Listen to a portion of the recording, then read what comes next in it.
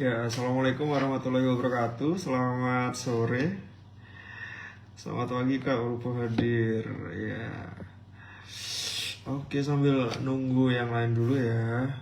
Ini teman-teman dari Vitaners.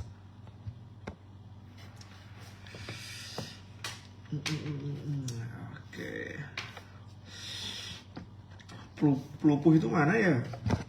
Kak Sriweji. Pelupuh.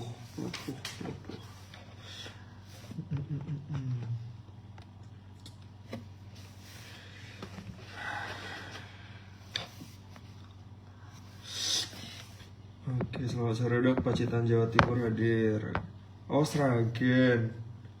Sragen berarti dekat Karanganyar ya? Aku di Karanganyar ini.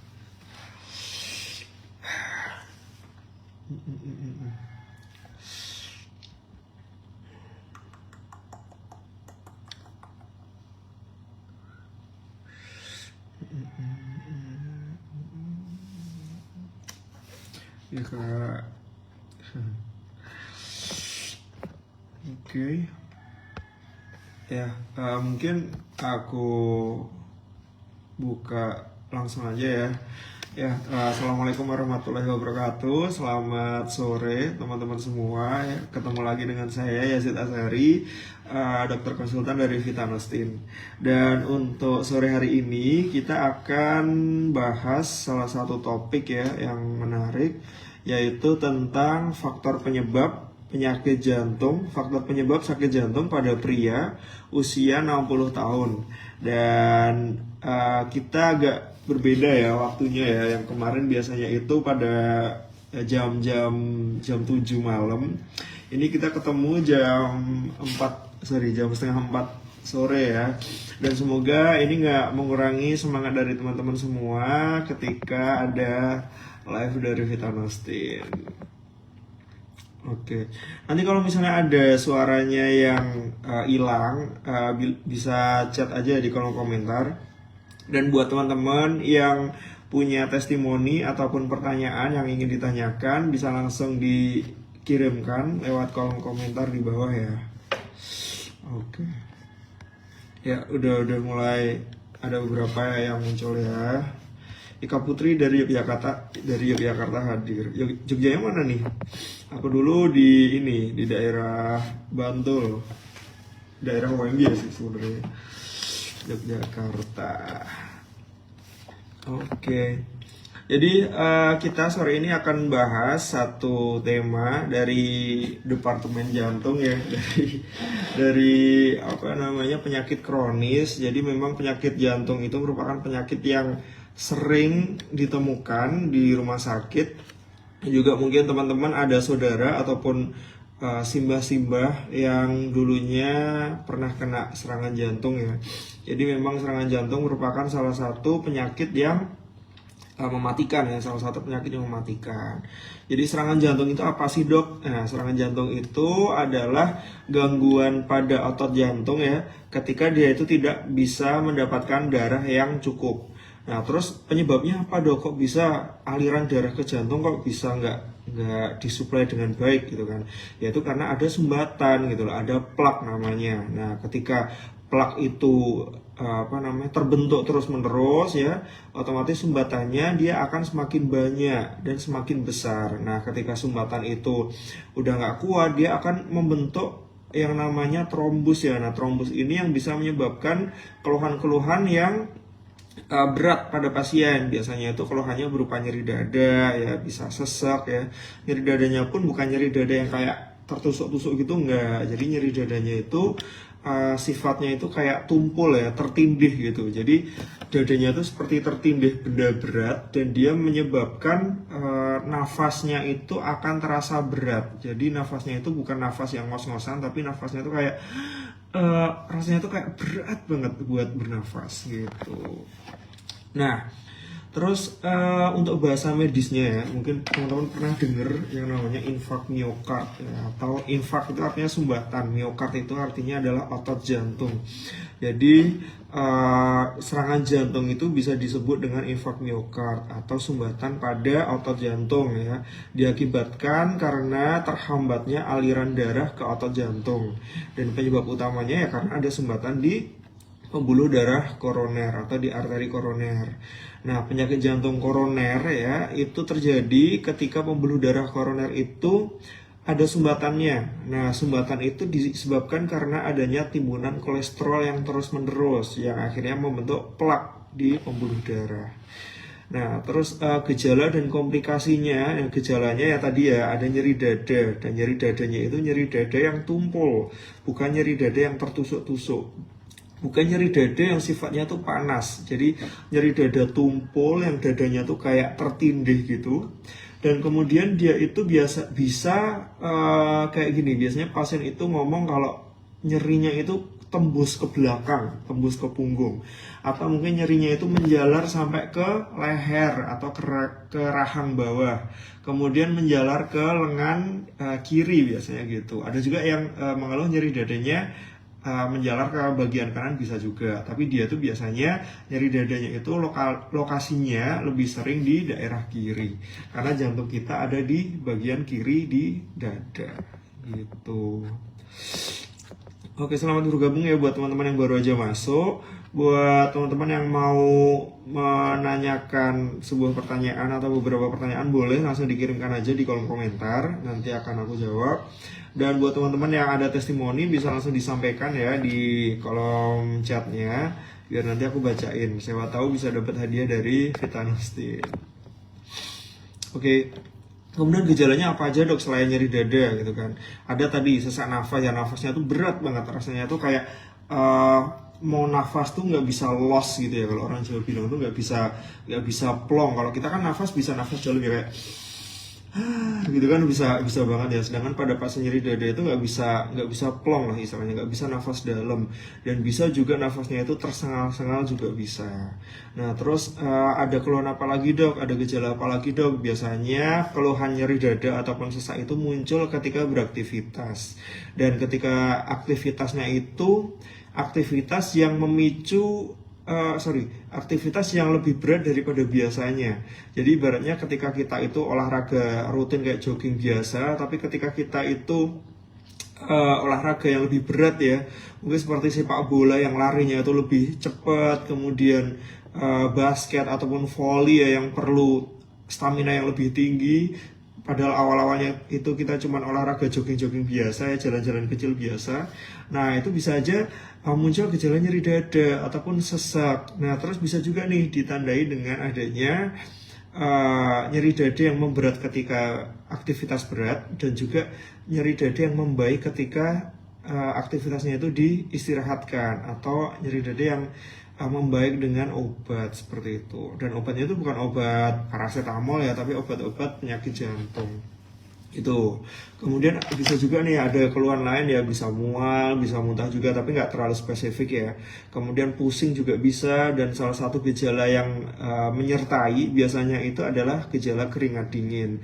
Jadi keringat dingin itu biasanya muncul ketika nyeri dadanya tuh terasa berat, kemudian setelah beberapa menit kemudian muncul keringat dingin seperti itu. Nah terus ada juga penyakit jantung yang biasanya itu istilahnya sangat berat ya, jarang diperiksakan, kemudian jarang kontrol ke dokter jantung, sehingga ketika ada serangan bisa aja langsung terjadi henti jantung, sehingga jantung itu berhenti berdetak dan harus dilakukan resusitasi jantung atau pijat jantung di rumah sakit seperti itu. Oke, ini ada pertanyaan dari Kak Ika Putri. Dok ingin bertanya, jika sudah terserang penyakit jantung namun masih ringan, apakah masih ada kemungkinan bisa disembuhkan? Terima kasih. Nah, untuk penyakit jantung, mau penyakit gula, mau penyakit apalagi ya, kolesterol, darah tinggi, itu kan penyakit kronis ya. Dan penyakit itu tidak bisa sembuh secara total, tapi kita bisa mengendalikan gejala-gejala yang muncul. Jadi kalau misalnya kita pengen orang tua kita sembuh ataupun saudara-saudara kita sembuh dari penyakit jantung, bisa, tapi bisa dikendalikan saja. Apakah bisa kambuh, Dok? Bisa banget. Meskipun pasien dengan dengan obat rutin, tapi kalau misalnya diet makannya tidak bagus, kemudian olahraga ataupun aktivitas fisiknya juga kurang, maka akan terjadi risiko kekambuhan. Bisa tiba-tiba tuh pasien datang ke rumah sakit dengan nyeri dada ya, kemudian sesek juga bisa gitu. Nah, kalau tentang sembuh atau tidak itu istilahnya gini, kita itu nggak bisa menyebutkan bahwa penyakit kronis itu bisa disembuhkan, tapi penyakit kronis itu bisa dikendalikan gejalanya, yaitu dengan menjaga pola makan, menjaga aktivitas fisik, dan juga menjaga berat badan yang tetap ideal. Nah, kalau misalnya minimal 3 itu ya, nanti akan bisa istilahnya resiko kambuhnya itu akan berkurang. Kemudian bisa juga dengan minum obat-obatan rutin ya dari dokter jantung ataupun dokter penyakit dalam. Seperti itu. Itu ya, nanti kalau misalnya kurang jelas bisa ditanyakan lagi. Oke. Kemudian ada lagi ya. Ada lagi untuk gejalanya itu selain tadi ya nyeri dada, kemudian mual, muntah, sesek, kemudian keringat dingin, bisa juga denyut jantungnya itu irregular atau tidak teratur. Jadi pada pasien jantung ya, pada pasien serangan jantung bisa disertai dengan denyut jantung yang tidak teratur. Nah, terus penyebabnya apa, Dok? Ya penyebabnya sama, adanya sumbatan tadi. Istilahnya ketika jantung itu kalau misalnya tidak ada sumbatan, dia memompanya dengan optimal ya, memompa dengan optimal, teratur. Ketika ada sumbatan, pompanya itu tidak akan bisa optimal. Jadi denyut jantungnya tidak bisa reguler, seperti itu. Oke, ada pertanyaan lagi ya dari Kak Ika Putri. Saya ingin bertanya, Dok, saat banyak aktivitas yang terlalu diforsir, tapi sebelumnya tidak memiliki penyakit jantung, apakah bisa terjadi risiko henti jantung dan bisa menyebabkan kematian? Oke, semuanya kalau di dunia ini bisa saja terjadi ya, tapi resikonya jauh lebih rendah seperti itu.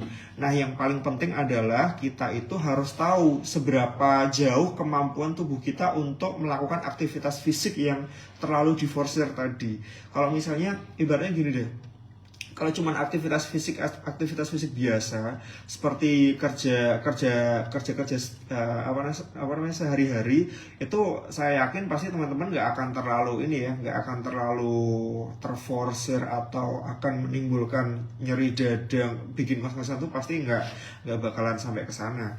Tapi aktivitas fisik yang seperti olahraga ya, ketika orang itu nggak pernah olahraga atau mungkin olahraga cuma seminggu sekali ketika hari Minggu pagi aja, kemudian suatu ketika hari Rabunya gitu kan, orang itu tuh diajak olahraga, misalnya olahraga futsal ataupun olahraga basket ataupun olahraga yang lain. Nah, ketika dia itu tidak terbiasa, bisa nggak, Dok, kena henti jantung? Ya bisa aja. Kenapa bisa ya? Karena itu tadi olahraganya itu terlalu berat. Istilahnya kita itu olahraga itu untuk menyehatkan jantung, tapi ketika olahraganya terlalu berat, beban jantungnya akan terlalu berat sehingga jantung itu tidak mampu memompa darah secara optimal. Bisa nggak terjadi henti jantung? Bisa aja gitu. Gitu ya, semoga bisa menjawab. Oke, teman-teman, selain Kak Ika Putri, kalau misalnya ada pertanyaan juga boleh ya, bisa langsung disampaikan di kolom komentar.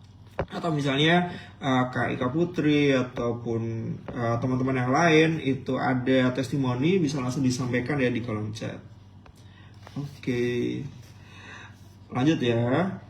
Jadi itu ya untuk kurang lebih pengertian dari penyakit jantung dan juga beberapa faktor resiko ya, beberapa gejala ya yang menyebabkan terjadinya serangan jantung gitu. Nah, terus penyebabnya apalagi, Dok? Atau mungkin faktor risikonya apalagi, Dok? Nah, faktor risiko sebenarnya ada banyak ya. Faktor risiko itu ada banyak. Tapi di sini tadi judulnya itu adalah usia 60 tahun. Ya, 60 tahun itu sebenarnya usia yang sudah masuk faktor risiko penyakit jantung. Terus pada usia berapa dok kita harus waspada gitu kan ya, dari usia semuda mungkin gitu loh, dari usia ketika teman-teman itu udah dikategorikan dewasa ya, usia 18 tahun ke atas. Karena apa? Karena ketika kita itu usia 18 tahun, usia 20 tahun, 25 tahun, ataupun usia 30 tahun, itu kan usia nakal-nakalnya ya, usia dimana kita itu pengen sekali mengeksplor kehidupan yang jauh lebih dalam gitu, jauh lebih biar kita itu bisa memaknai kehidupan lebih dalam. Nah, terus kadang kita itu melakukan gaya hidup yang jelek ya. Bukan cuman makan makanan kolesterol aja, bukan cuman makan makanan yang tinggi gula aja, tapi juga melakukan gaya hidup yang buruk ya, seperti merokok, kemudian minum minuman beralkohol, dan juga bisa juga sering konsumsi obat-obatan yang terlarang. Nah, itu yang perlu dikendalikan. Teman-teman kalau misalnya ada yang punya anak ya usia 18 tahun hampir ke 20 gitu kan, harus dikasih tahu ya, apakah bukan cuman dilarang aja, tapi harus dikasih tahu penyebabnya apa kalau mengkonsumsi hal-hal tersebut. Gitu. Nah, berkaitan dengan usia ya, usia faktor resiko ya, faktor resiko yang benar-benar meningkat ya untuk terjadinya serangan jantung itu adalah usia 45 tahun pada laki-laki dan juga usia 55 tahun pada perempuan. Nah, kalau misalnya usia di bawah itu berarti kita boleh leha-leha dok ya, boleh boleh santai-santai gitu. Kalau misalnya mau makan makanan junk food boleh-boleh aja ya dok ya. Kalau misalnya malas olahraga ya nggak apa-apa ya dok ya, ya jangan gitu. Karena kesehatan itu bukan cuman ketika kita masuk ketika usia kita itu masuk faktor resiko penyakit tadi, tapi kesehatan itu adalah merupakan investasi dari usia muda. Jadi investasi itu bukan cuma saham ya, tapi investasi itu juga dari kesehatan juga, dari gaya hidup kita. Kalau misalnya kita dari usia 20 tahun itu sudah menerapkan gaya hidup yang sehat ya, menjaga pola makan, menjaga aktivitas fisik, menjaga berat badan tetap ideal, menerapkan perilaku hidup bersih dan sehat, otomatis di usia tua nanti kita akan santai-santai gitu loh, nggak usah terlalu khawatir. Tapi kalau misalnya kita itu pada usia muda itu udah sering mengkonsumsi junk food ya, jarang mengkonsumsi buah dan sayuran, kemudian sering mengkonsumsi minum-minuman dengan pemanis buatan ya yang tinggi fruktosa. Kalau misalnya teman-teman kemarin sempat ikut live saya, jadi kalau misalnya gaya hidup kita buruk ya, jarang olahraga apalagi, kemudian ditambah dengan merokok ya, merokok 1 bungkus setiap hari, ataupun minum minuman alkohol ya, yang mana itu bisa menyebabkan meningkatkan terjadinya resiko penyakit jantung di usia lanjut. Jadi daripada nanti teman-teman pada ketika kita usia 20-an tahun itu kita makan makanan yang jelek-jelek tadi, dan kemudian di usia 45 tahun ke atas nanti malah jadi sering kontrol ke dokter jantung atau kontrol ke dokter penyakit dalam, ya mending dari usia muda, dari usia 20 tahun itu dijaga pola hidupnya, biar nanti usia 40 tahun, 45 tahun, 50 tahun itu nggak perlu kontrol-kontrol ke dokter jantung gitu.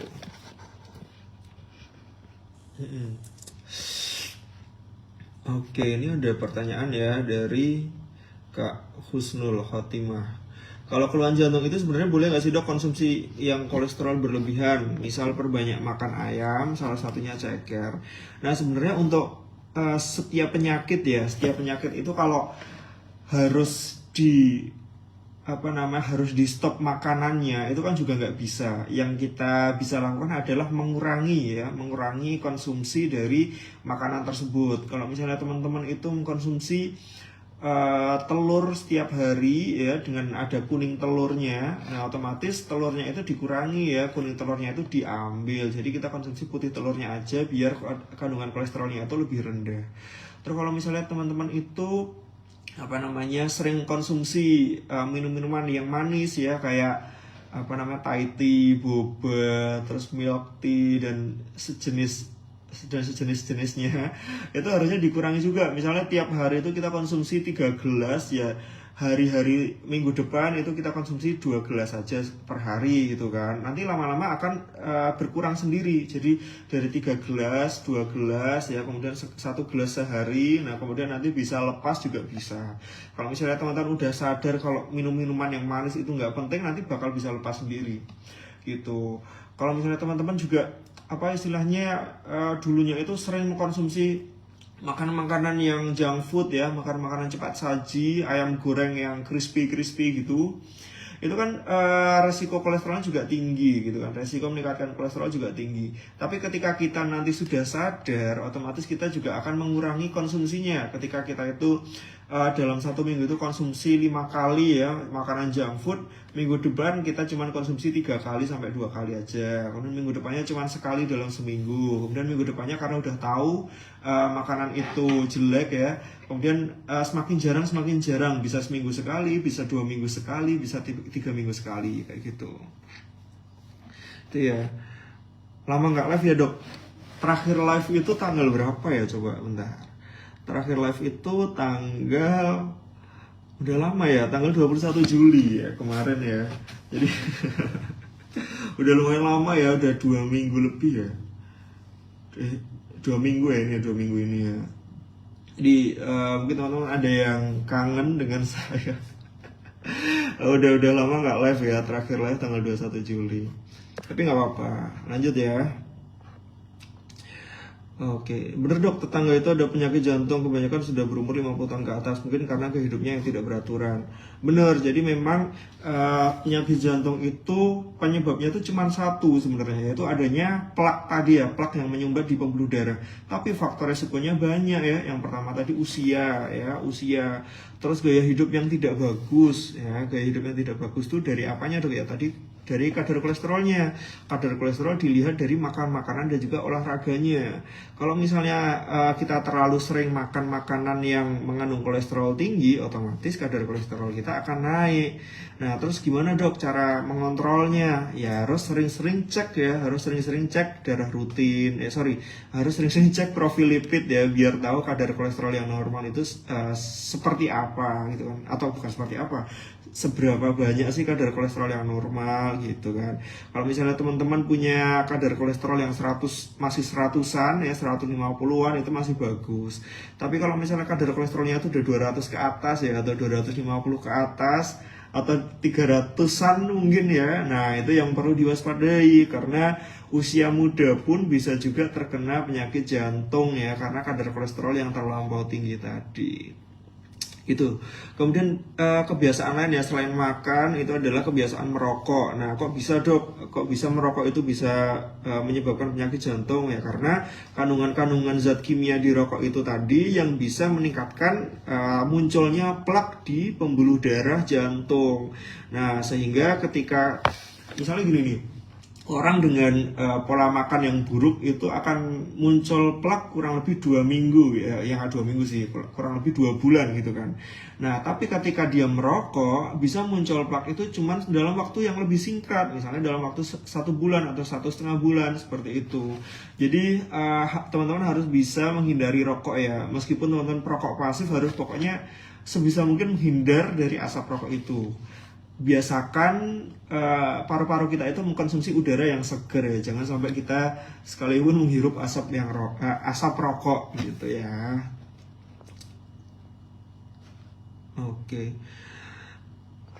Oke, dok ingin bertanya, penyakit turunan atau bawaan dari lahir itu apa penyebabnya dan apakah itu ada kemungkinan untuk disembuhkan? Terima kasih.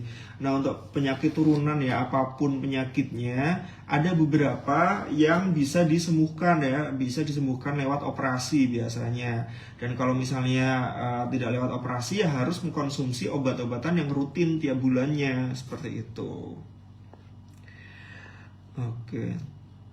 Dari Kak Tasem, Nasa Semanggen, kalau kolesterol dan jantung bengkak boleh minum Vitanostin? Boleh banget. Jadi gini, pada usia tua ya, usia 60 tahun atau usia 45 tahun ke atas itu pembuluh darah jantung kita itu akan semakin kaku ya. Ketika pembuluh darah kita itu memompa darahnya itu dengan optimal ya ketika usia muda, tapi ketika semakin tua pembuluh darahnya itu akan semakin kaku sehingga tidak elastis lagi. Nah, Vitanostin itu juga bisa membantu untuk istilahnya menjaga elastisitas dari pembuluh darah kalau misalnya dikonsumsi rutin setiap harinya. Nah, terus konsumsinya bagaimana dong ya? Konsumsinya bisa 3 kali sehari ya, 3 kali sehari, bisa pakai air biasa ataupun air dingin. Oke. Ya, terus ini dari Kak Husnul Khotimah ya. Kalau misalnya telapak tangan basah, terus itu salah satu penyebab jantung lemah nggak sih dok? Dan apa benar kalau pencegahan pertama itu perbanyak minum air putih dan pakai body lotion? Oke, kalau telapak tangan basah itu bukan berarti keringat dingin ya. Keringat dingin itu biasanya kerasanya itu kalau misalnya di punggung ya, di punggungnya tuh kerasanya dingin banget gitu. Kalau misalnya telapak tangan aja yang basah, yaitu biasanya karena lebih sering itu karena anxiety atau kekhawatiran yang terlalu berlebihan gitu. Jadi belum tentu penyakit jantung. Tapi apa bisa dok penyakit jantung?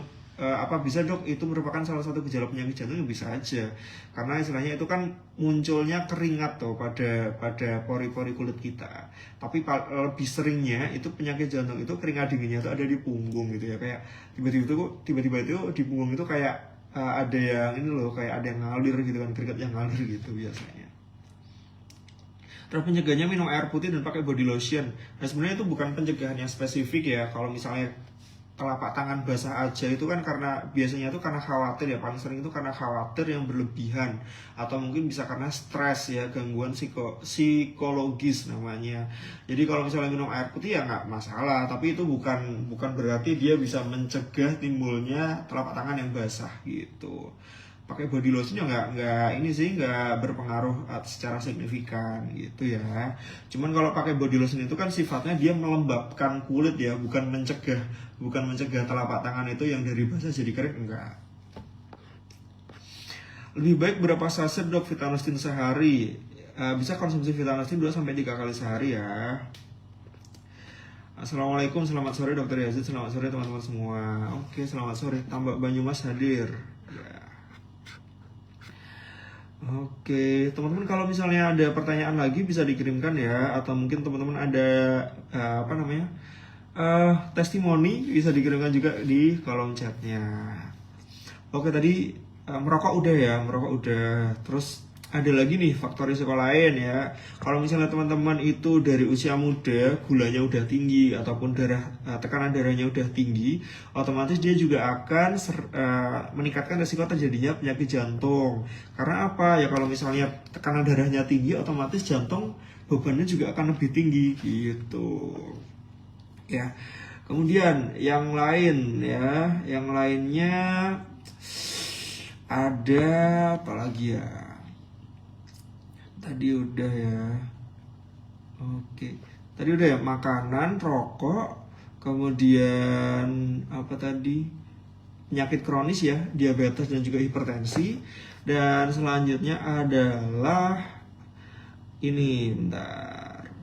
Kurang olahraga. Nah, ini kurang olahraga juga ini ya bisa jadi salah satu penyebab dari terjadinya penyakit jantung. Nah, terus olahraga yang bagus itu olahraga yang seperti apa dok? Apapun olahraganya, istilahnya kita itu tidak ada olahraga yang spesifik ya untuk salah satu penyakit tertentu. Tapi alangkah baiknya ya olahraga itu olahraga yang selagi kita mampu, kita harus olahraga gitu loh. Jangan menunggu nanti usia tua kita baru olahraga, jangan. Jadi sebisa mungkin dari usia semuda mungkin kita harus sering-sering olahraga. Olahraganya apa dok? Ya bisa dari yang ringan-ringan dulu ya, jogging ya, lari-lari kecil ya. Baru nanti kalau misalnya ada hobi-hobi lain ya bisa renang, ataupun kalau misalnya teman-teman yang bapak-bapak suka futsal ya, nanti futsal boleh, atau basket atau volley ya, biasanya di kampung ada tanding volley gitu. Olahraganya berapa menit dok? Ya minimal 30 menit sehari ya. Minimal 30 menit sehari dilakukan selama 5 hari dalam 1 minggu. Nah bingung gak tuh? Jadi dalam 1 minggu itu seenggaknya dari Senin sampai Jumat itu olahraga, Sabtu minggunya istirahat boleh gitu. Atau mungkin dibuat dari Senin sampai Rabu olahraga, kemudian Kamis istirahat, Jumat sampai Minggunya olahraga lagi bisa gitu ya. Oke, selamat pagi Kak, selamat pagi. Assalamualaikum, selamat sore dokter. Ya, waalaikumsalam. Oke, ada testimoni dari Kak Siti Fatonah ya. Testimoni pribadi dok, setelah rutin konsumsi Vitanostin, alhamdulillah badan lebih enteng dan lebih fresh. Oke, BAB juga jadi rutin sehari 2 kali, tubuh makin sehat tentunya. Terima kasih Vitanostin. Oke, memang Vitanostin itu bukan cuman bisa membuat pembuluh darah kita itu elastis ya ketika kita semakin tua nanti ya, tapi Vitanostin juga mengandung banyak kandungan senyawa ya, ada polifenol dan ada senyawa-senyawa yang lainnya yang bisa meningkatkan imunitas kita, imunitas tubuh kita. Yang mana kalau misalnya kita sering mengkonsumsi Vitanostin ya 2-3 kali sehari, nanti tubuh kita itu akan lebih enteng, lebih enak rasanya. Jadi buat teman-teman yang sering pusing ataupun sering meriang-meriang dingin gitu ya, bisa mengkonsumsi Vitanostin untuk mencegah infeksi ataupun demam-demam yang berlanjut seperti itu. Ya, BAB rutin 2 kali sehari. Wah, BAB bisa rutin 2 kali sehari ya. Ini keren sih. Tapi sebenarnya BAB sekali sehari itu udah bagus ya, gitu. Kalau 2 kali sehari malah repot ya nanti ya. Pagi, malam gitu kan. Oke. Yang penting BAB-nya tuh nggak cair ya. BAB-nya itu yang BAB yang biasa ya, bukan BAB cair. Kalau BAB cair nanti jatuhnya diare. Dok ingin bertanya dok, apakah obesitas atau badan yang terlalu gemuk lebih rentan terjadinya lemah jantung atau serangan jantung? Apa fungsi pemasangan ring ya untuk pada penyakit jantung? Nah kalau misalnya obesitas tadi ya udah jelas ya. Jadi untuk obesitasnya itu pasti jadi faktor resiko terjadinya penyakit jantung ya, apalagi kalau misalnya kadar kolesterolnya yang sangat tinggi. Nah yang perlu digarisbawahi adalah teman-teman harus tahu nih, kalau misalnya teman-teman berat badannya itu udah lebih ya, bisa dilihat dari BMI-nya. Kalau misalnya teman-teman itu tahu BMI-nya itu overweight ya, bisa dihitung nih dari berat badan per tinggi badan dikuadratkan. Nah nanti teman-teman cari aja tuh di Google BMI Asia, nanti dicocokkan tuh normalnya berapa, apakah masuk overweight, apakah masuk obes ya. Nah nanti kalau misalnya udah masuk overweight atau obes, nanti otomatis terjadi peningkatan serangan jantung. Nah terus fungsi pemasangan ring ya untuk istilahnya untuk melebarkan pembuluh darahnya. Biar apa? Biar suplai darah ke jantungnya itu lebih optimal. Seperti itu. Oke, terima kasih dok jawabnya. Ya, sama-sama. Olahraganya sambil bekerja dok. Kalau bisa ini ya, kalau bisa harus menyempatkan olahraga. Kalau nggak sempat sore, pagi-pagi setelah subuh itu enak banget buat olahraga. Kalau misalnya teman-teman yang suka nge-gym boleh banget. Itu kalau misalnya mau nge-gym ya sejam. Biasanya kalau nge-gym itu sejam sehari, atau misalnya yang capek-capek ya setengah jam nggak apa-apa. Gitu. Udah, kalau bekerja di sawah, ngarit dan lain-lain itu termasuk olahraga nggak ya? Ataupun olahraga lagi? Atau perlu olahraga lagi? Kalau bekerja, apapun pekerjaannya itu namanya aktivitas fisik. Jadi aktivitas fisik itu ada aktivitas yang ringan, sedang, sampai berat. Nah kalau misalnya yang ngarit atau petani ya namanya ya. Kalau petani itu ya termasuk aktivitas fisik yang berat. Tapi apakah termasuk olahraga dok? Ya itu nggak termasuk olahraga. Kalau olahraga itu kegiatan aktivitas yang bukan cuman meningkatkan aktivitas jantungnya, tapi juga dia itu bisa menimbulkan rasa senang pada orang-orang yang olahraga gitu. Itu ya. Oke, kemudian yang terakhir selain makan, rokok, dan juga olahraga, itu teman-teman juga harus bisa mengontrol stres ya. Jangan sampai teman-teman itu terlalu stres menghadapi kehidupan yang cuman mampir minum aja ini ya. Karena kalau misalnya teman-teman sering stres, otomatis denyut jantung kita juga akan lebih memompanya tuh lebih kencang. Nanti bisa aja terjadi resiko darah tinggi. Dan kalau misalnya teman-teman itu udah ada riwayat penyakit jantung ya, pada pada usia tua ya, ada riwayat penyakit jantung, kemudian sering stres, otomatis dia juga akan juga bisa meningkatkan terjadinya serangan jantung seperti itu. Yang paling penting adalah teman-teman harus bisa menghindari ya, bukan menghindari, bisa memanajemen ya. Kalau dihindari kan kadang sulit ya. Bisa memanajemen stres itu, bisa pakai relaksasi ya. Kalau misalnya ada sesuatu atau ada kabar yang menjengkelkan, bikin kita marah, kita harus sabar ya, harus bisa ngelus dada gitu kan, harus belajar nafas dalam ya, harus tarik nafas dalam kemudian keluarkan gitu. Nah kemudian bisa juga dengan stretching ya, biar nggak stres, biar nggak gampang kepancing dengan emosi-emosi yang muncul dari permasalahan di luar sana gitu. Kayak gitu ya. Terima kasih jawabannya dok, sama-sama. Mau tanya dok, kalau Vitanostin dikonsumsi umur anak 2 tahun nggak apa kan ya, boleh kan? Sebenarnya kalau dari dari dosisnya ya, Vitanostin itu dikonsumsi pada usia lebih dari 15 tahun. Jadi kalau misalnya kurang dari 15 tahun ya jangan konsumsi dulu. Tapi kalau misalnya mau cip-cip ya nggak apa-apa sih. Tapi jangan terlalu banyak. Itu ya. Jadi minimal usianya 15 tahun. Kalau usia 2 tahun kan terlalu terlalu kecil ya. Jangan ini dulu, jangan istilahnya jangan disuruh mengkonsumsi Vitanostin dulu ya. Kalau misalnya mau usia 5 tahun itu nggak apa-apa ya, cip-cip 1 sendok 2 sendok itu nggak apa-apa. Oke, usianya minimal 15 tahun ya. Dok, konsumen saya katanya masuk angin, kepala pusing, baru minum Vitanostin 2 saset, alhamdulillah keesokannya badan enak, enteng, seger dan gak pusing. Terus dilanjut minum Vitanostinnya dok. Kalau minum Vitanostin ketergantungan tidak dok? Oke, dari Kak Ikas yang Rahayu ya. Ini ada Vitanostin ya, ada Vitanostin, ada testimoni ya dari konsumsi Vitanostinnya. Jadi dia itu sering pusing-pusing, tapi setelah mengkonsumsi Vitanostin badannya jadi lebih enteng lagi, lebih seger lagi. Nah, apakah ada ketergantungan? Nah, kalau Vitanostin itu tidak ada ya zat ketergantungan ya. Jadi dia itu murni ekstrak buah saja ditambah dengan glukosa biar lebih manis. Seperti itu. Jadi tidak ada tidak ada efek ketergantungan ya. Oke. Dari Kak Ika Putri lagi nih, saya ingin memberi testimoni pribadi dulu. Aduh sorry ya kalau agak berlibat ya, karena lagi lagi sariawan jadi jadi nggak terlalu nyaman buat ngomongnya. Oke, dari Kak Ika Putri, saya ingin memberi testimoni pribadi dulu. Sebelum konsumsi Vitanostin, badan cepat mudah lelah, sering pusing, badan udah pegel-pegel, kaki sering kesemutan, tidur tidak nyenyak. Alhamdulillah setelah konsumsi Vitanostin, tidurnya bisa nyenyak, bangun tidur badan jadi enteng, kaki tidak sering kesemutan, tidak sering pusing lagi. Oke. Jadi memang beberapa kandungan ekstrak buah ya yang ada di Vitanostin ya, kayak ekstrak buah manggis, ekstrak buah mengkudu ya, kemudian daun sirsat, itu kan punya fungsi masing-masing ya, bisa menurunkan kadar kolesterol, bisa mencegah meningkatnya kadar kolesterol tadi, kemudian bisa membantu ya meningkatkan imunitas kita ya, biar kita itu nggak gampang sakit, biar kita itu nggak gampang capek, biar kita itu nggak gampang pusing-pusing ya.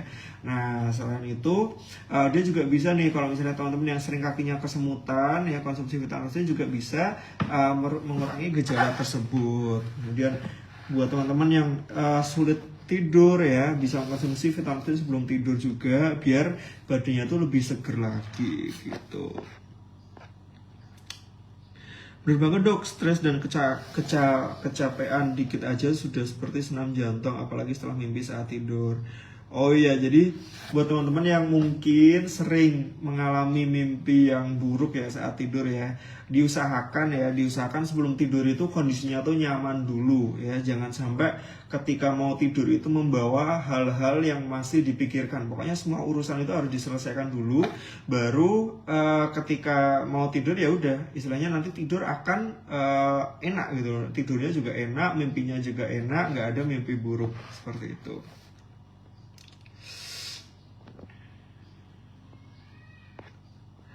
Terima kasih dok untuk jawabnya. Oke.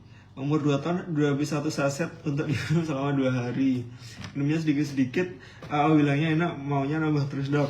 Oke, ini ya kalau misalnya teman-teman udah punya anak usia 2 tahun, langkah baiknya itu konsumsi ini ya, minum-minuman ini dulu ya, minum susu ya yang tinggi kalsium biar nanti pertumbuhan tulangnya lebih baik lagi gitu ya. Gitu. Kalau misalnya mau konsumsi vitamin usianya harus minimal 15 tahun.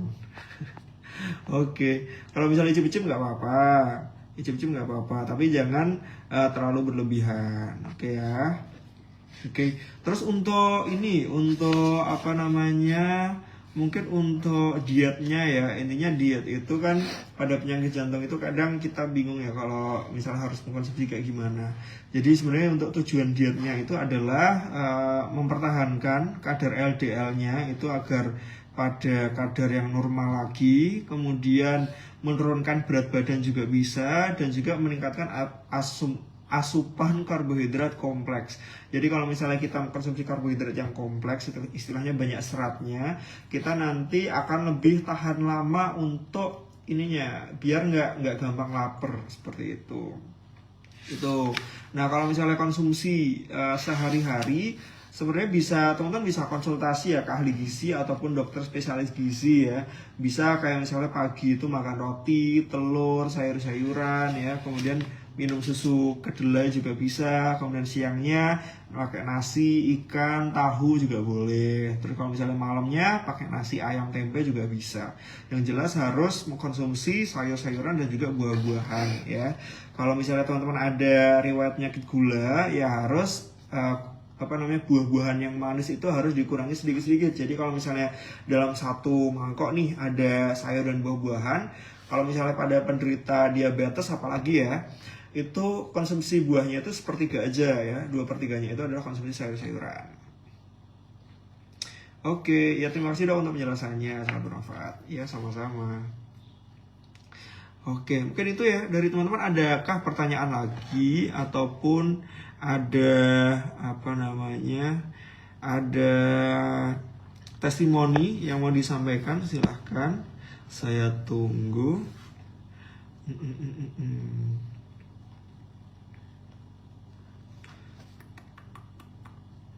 Oke.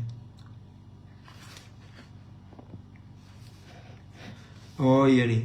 Oh ya, dari Kak Husnul Khotimah ya. Jangan lupa teman-teman nanti ikutan Gebiar Seminar pada tanggal 28 Agustus bersama Vitanosti dan Amote di kantor kita semua. Oke, nanti tanggal 28 ada seminar ya. Jangan lupa datang. Oke. Oke, mungkin itu ya dari saya. Teman-teman ada pertanyaan lagi nggak nih, atau ada testimoni yang mau disampaikan? Oke.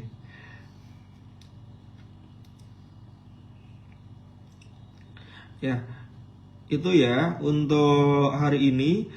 Poin pentingnya adalah kita harus menjaga pola hidup, gaya hidup kita gitu ya. Kalau misalnya untuk menghindari penyakit jantung, yang kita minta adalah kita itu bisa hidup panjang umur gitu kan. Hidup panjang umur juga jangan sampai kita cuma panjang umur aja, tapi panjang umur yang sehat ya, yang sehat, gaya hidupnya juga sehat, pola makannya bagus, aktivitas fisik bagus, gaya hidupnya bagus. Nah, terus gimana dok? Ya itu tadi ya, kita harus sering-sering ya cek kadar kolesterol, cek kadar asam urat, cek kadar gula. Kalau misalnya pada usia muda ya bisa cek per 6 bulan sekali atau per 3 bulan sekali gitu kan. Tapi kalau misalnya udah terdiagnosis ya, udah kena kolesterolnya ya, darah tinggi, tekanan darahnya tinggi, gulanya tinggi, otomatis kita harus sering-sering cek ya, minimal sebulan sekali. Gitu ya. Yang paling penting itu tadi ya, pokoknya harus menjaga pola makannya. Pola makannya nggak boleh daging-dagingan aja, tapi harus diseimbangkan dengan buah-buahan dan sayur-sayuran. Kemudian dari perilaku hidup bersih dan sehat ya, biar kita itu nggak gampang kena penyakit yang lainnya. Pokoknya kita harus menjaga perilaku hidup bersih dan sehat. Kemudian yang selanjutnya adalah kita harus senantiasa aktivitas fisik dan juga olahraga yang teratur ya, minimal 30 menit dalam sehari ya. 1 minggu itu minimal dilakukan 5 kali olahraga. Kemudian yang terakhir, bisa menjaga berat badan ideal. Oh ya, yang terakhir lagi ya, itu harus menjaga pola hidup yang sehat ya. Pola hidupnya itu, bukan pola hidup, tapi gaya hidup ya.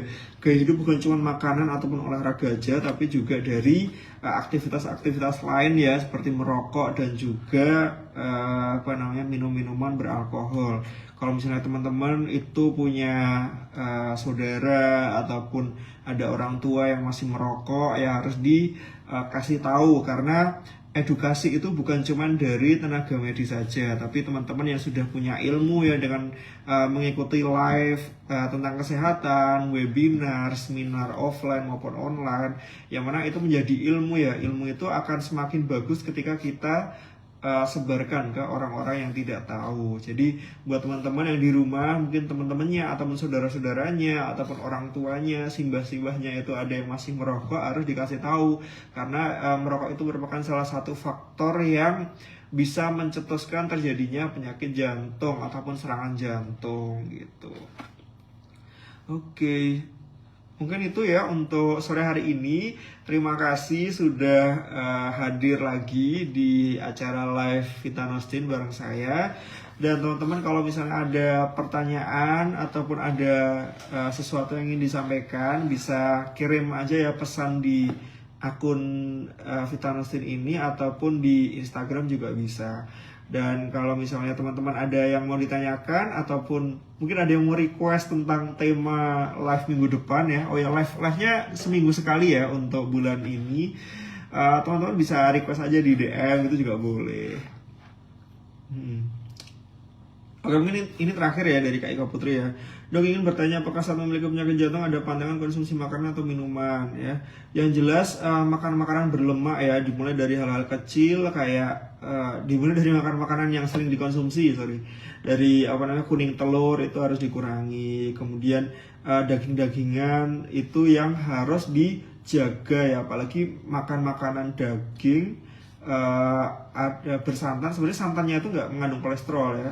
Makanan daging yang pakai santan kemudian dia itu digoreng berkali-kali, nah itu meningkatkan kadar kolesterol dan juga dia bisa meningkatkan kadar radikal bebas. Nah itu yang perlu dihindari, perlu dikurangi gitu ya. Oke. Untuk minuman ya, minuman yang manis, kemudian makan makanan garam yang terlalu tinggi, konsumsi garam yang terlalu tinggi juga harus dihindari gitu ya.